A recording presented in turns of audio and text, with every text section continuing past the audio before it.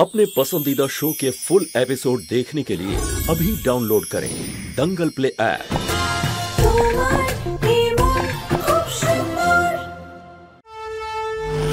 সবাই মিলে একসাথে বলো ভগবানের জয়।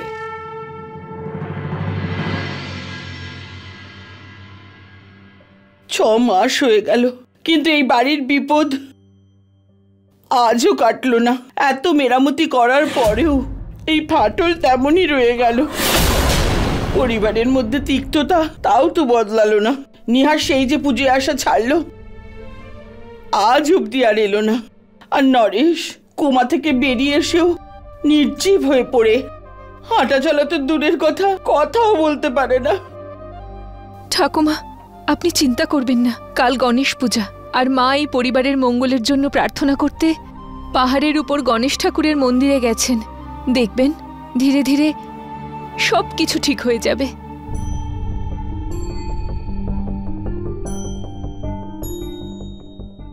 হ্যাঁ মিশ্রা বাবু, আমি এক্ষুনি বেরোচ্ছি। নিহার,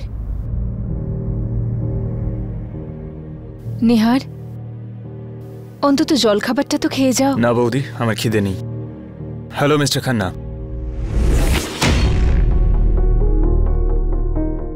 রুচিতা চলে যাওয়ার পর নিহার তো হাসতেই ভুলে গেছে। রুচিতা তো যাওয়ার সময় আমার কাছ থেকে আমার ছেলে আর নাতি দুই ছিনিয়ে নিয়ে গেল। তুমি ঠিক বলেছো ঠাকুমা, আমি পারলে রুচিতাকে আবার জেলে পাঠিয়ে দিই।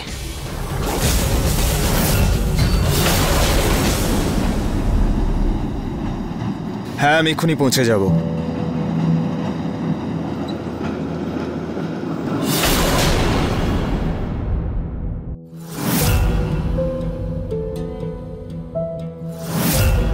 রচিতা,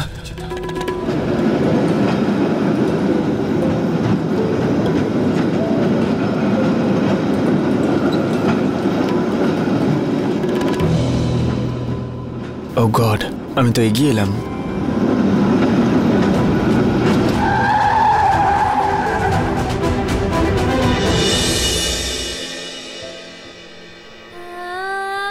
যে রাস্তায় যাওয়ার জন্য আমি নিজেকে যে কোনোভাবে আটকে রেখেছিলাম, আজকে সে নিজেই আবার আমার সামনে চলে এসেছে। ঈশ্বরের আশীর্বাদ ছাড়া কোনো কিছুই সম্ভব নয়। কে বলতে পারে এটা হয়তো কোনো শুভ সংকেত? তোর বাবা অবসর নেওয়ার পরে তুই আমাদের সাথে এখানে তো চলে এলি, কিন্তু ঈশ্বর এও জানেন যে তোর মন এখনো ওখানেই পড়ে আছে। কি করে ভুলে যাব সেই শহরকে ঠাম্মি, যে শহর আমাকে আমার জীবন দিয়েছিল, আমার পরিবার, আমার স্মৃতি, আমার বেঁচে থাকার কারণ, সবকিছু ওখানেই তো জড়িয়ে।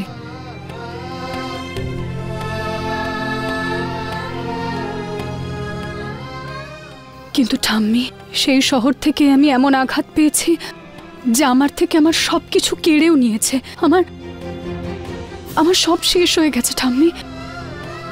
খুব কষ্টে নিজেকে সামলেছি ঠাম্মি। আবার ওখানে ফিরে গিয়ে আমি নিজের ব্যথাকে গাঢ় করতে চাই না। যে আঘাত শুকিয়ে যায় তার কষ্ট থাকে না, কিন্তু যে আঘাত কখনো শুকোয় না তার ব্যথা কখনোই কমে না রে। সব আঘাতের চিকিৎসা আমাদের হাতে থাকে না, কিন্তু কিছু আঘাতের চিকিৎসা আমরা নিজেরাই করে নিতে পারি। প্রত্যেক পুরনো অধ্যায়ের পরে একটা নতুন অধ্যায় শুরু হয়। কে বলতে পারে ওখানে হয়তো তোর জন্য নতুন কিছু অপেক্ষা করছে।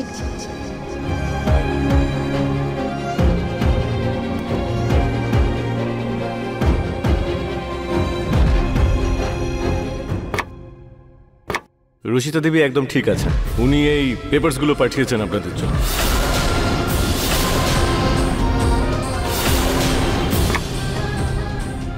দেখ বাবা, রুচিতা ডিভোর্স পেপার সই করে পাঠিয়েছে, মানে ওই সম্পর্ক থেকে মুক্তি পেতে চায়। তাহলে তুই ওকে বাঁধছিস কেন? ওকে নতুন জীবন শুরু করতে দে, না হলে তোর স্মৃতিতে সারা জীবন কষ্ট পাবে ও। এই নে, সই কর। ঠিক আছে মা, সুচিতার জন্য তো আমি প্রাণও দিতে পারি। এমনিতেও রুচিতা যদি এখানে থাকতো তুমি কি ওকে শান্তিতে বাঁচতে দিতে?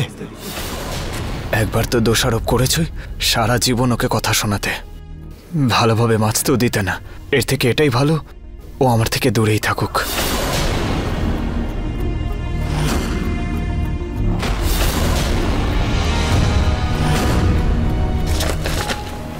এনাও ধরো। এবার আমি আর রুচিতা অফিসিয়ালি আলাদা হয়ে গেলাম।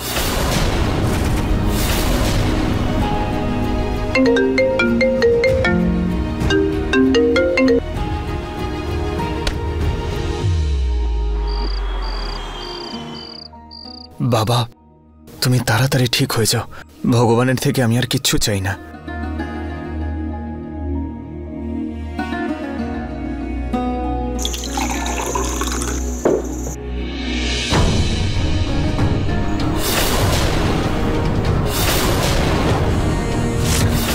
এই ওষুধটা তো ডক্টর লাস্ট উইকই বন্ধ করে দিয়েছিল।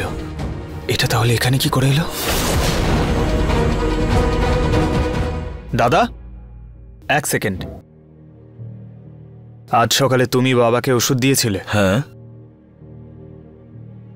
এই ওষুধটা ডক্টর লাস্ট উইকই বন্ধ করে দিয়েছিলেন। এটার জন্য বাবার রিয়াকশন হয়েছিল।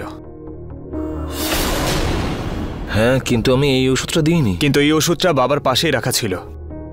যদি তুমি না দিয়ে থাকো তাহলে কে দিয়েছে? নিহার, আমি বললাম না এই ওষুধটা আমি দিইনি। তুই কি দেখেছিস আমাকে এই ওষুধটা দিতে, যে এরকম অপবাদ দিচ্ছিস আমার উপর? না দাদা, সেদিন তো রুচিতাকেও কেউ দেখেনি। না দেখেও সবাই রুচিতাকেই দোষ দিচ্ছিল। তোর কি মাথা খারাপ হয়ে গেছে নিহার? তুই কি বলতে চাস? তুই ভাবছিস যে আমি বাবার ক্ষতি করতে চাই? না দাদা, তুমিও ওনারই ছেলে। আমার সম্পূর্ণ বিশ্বাস তুমি ওনার সঙ্গে কোনো খারাপ কিছু করবে না। আই জাস্ট উইশ তোমাদের মধ্যেও যদি কেউ ভাবতো রুচিতাকে দোষারোপ করার আগে। ব্যাস চুপ কর নিহার। এই রুচিতার জয়গান কখন থেকে করে যাচ্ছিস? রুচিতা এটা, রুচিতা সেটা। ও তোর জীবন থেকে চলে গেছে, ভুলে যা ওকে। এমনিতেই তোর জীবনে আর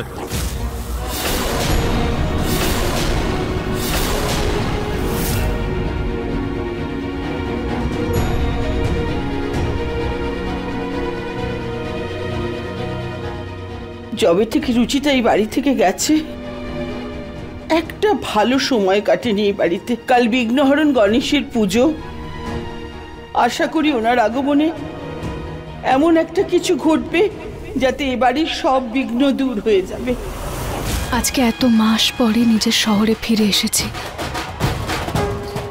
জানি না নিহারবাবু কোথায় আছেন, কেমন আছেন, ভালো আছেন কিনা। বাবা, উনি কি এখনো সম্পূর্ণ সুস্থ হয়েছেন?